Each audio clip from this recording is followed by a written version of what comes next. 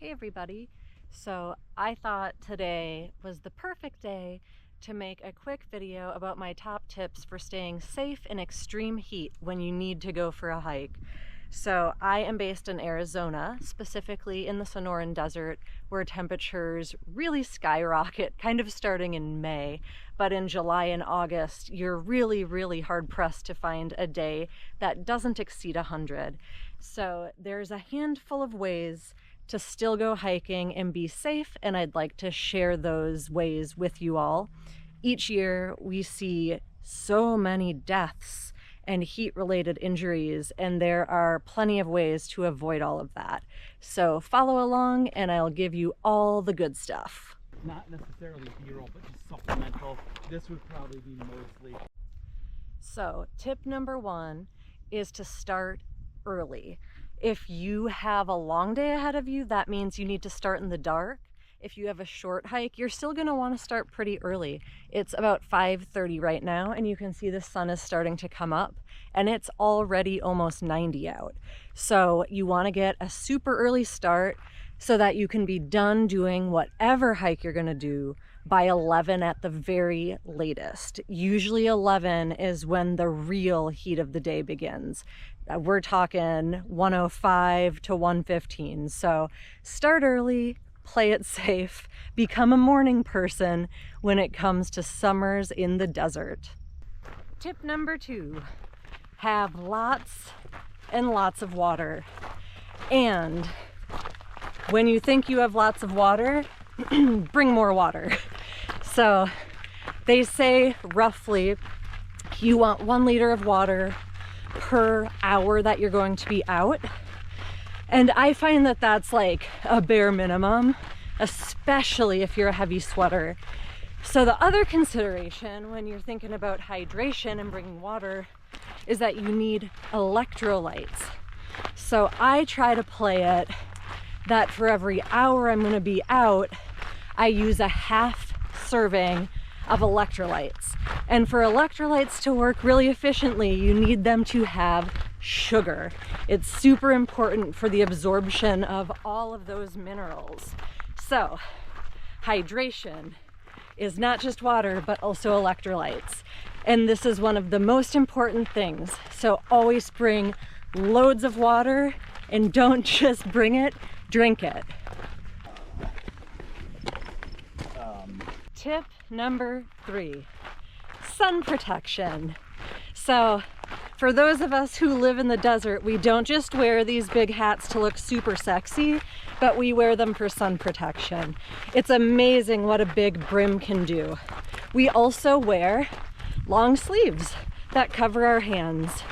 And that is because wearing loose-fitting, long clothing is one of the best forms of sun protection you could have, especially with the material technologies today to have built-in UPF in your clothing.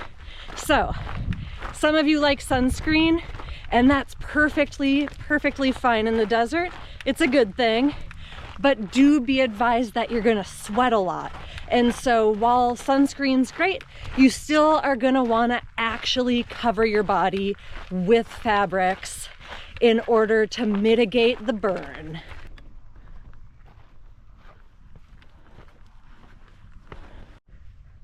My next tip is to have a realistic plan. While it can be awesome to do really great big desert hikes, this is not really the time of year for that for most people. So things that you want to consider are a realistic amount of mileage, an elevation gain, and of course there's a lot of parts of Arizona, the Sonoran Desert included, where you can find shade. And so you need to consider all those things, being really honest with yourself about your physical fitness and experience in the heat, and come up with a realistic plan. So for example, today it already was 90 degrees by 5:45 in the morning. So I'm doing a 4.5 mile hike with about 680 feet of elevation gain. And that's just right. By the time that I get down, which is not going to be long, it's probably gonna be like 100 degrees already, at least.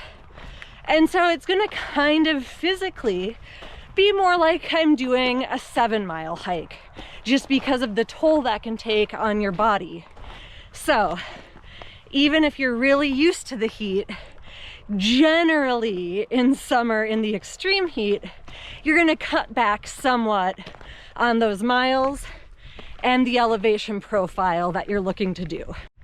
My next tip is when it gets really hot, when you're starting to feel that it's really starting to heat up, slow your pace.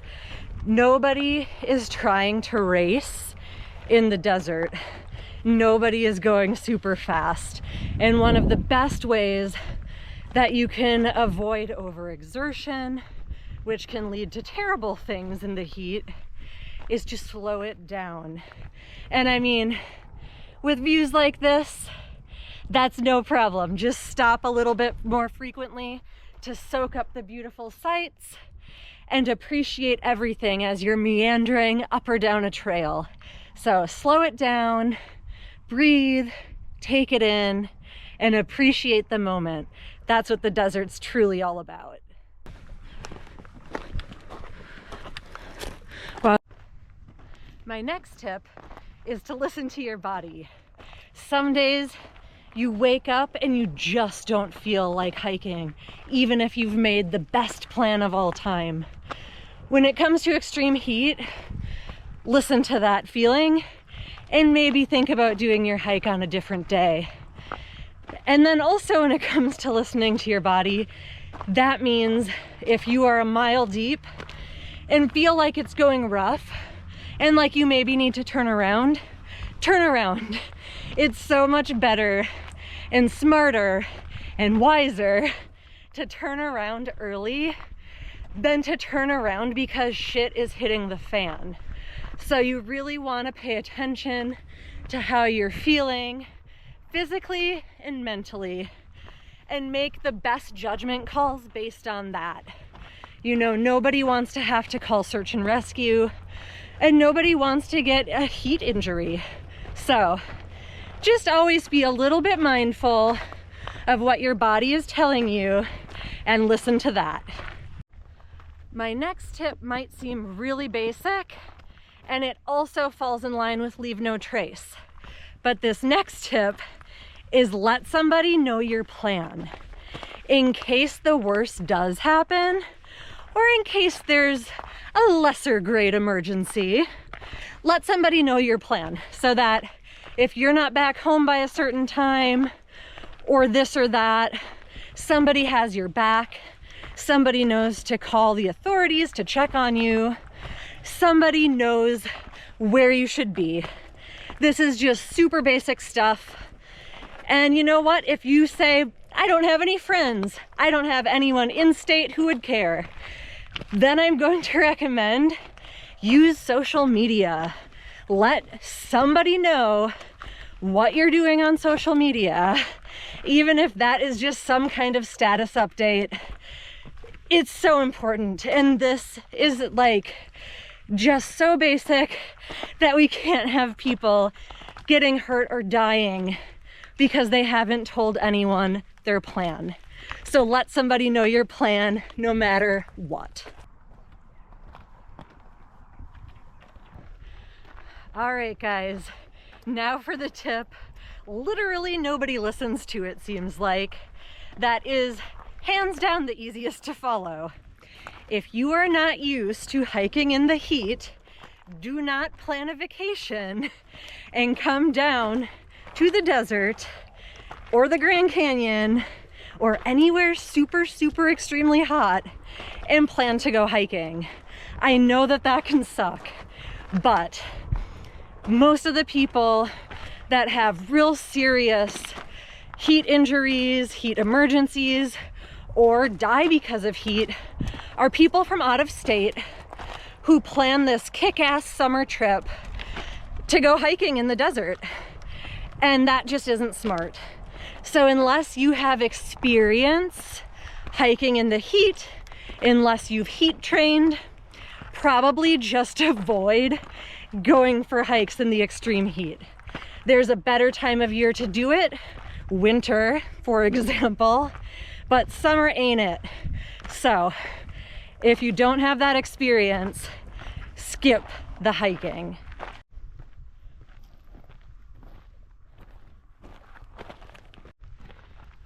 So those are my tips for hiking in the extreme heat.